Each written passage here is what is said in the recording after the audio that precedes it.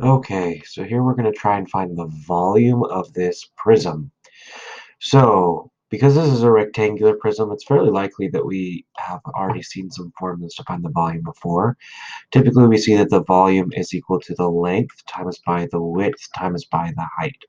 And that does work in this situation here. So if we wanted to do that, we would say, okay, well, I need to do 6 times by 8 times by 15. Okay.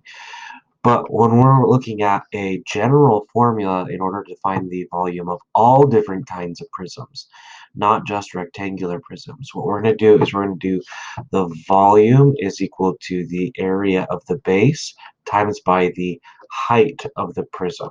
Okay, sometimes this is shown as a big B here rather than the area. But when we do that, what we end up seeing is that the area of the bases being the two parallel and opposite polygons in rectangular prisms, it kind of works in any situation here. And find the area of the base here.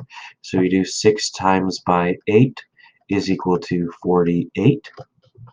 And then we have to times it by the height, which in this case is going to be this 15. So we'll take 48 and times it by 15 to find our volume. So we have 48 times by 15 is equal to 720. So the volume in this situation is going to be equal to 720 yards cubed. And it is in cubed units because we are now talking about volume.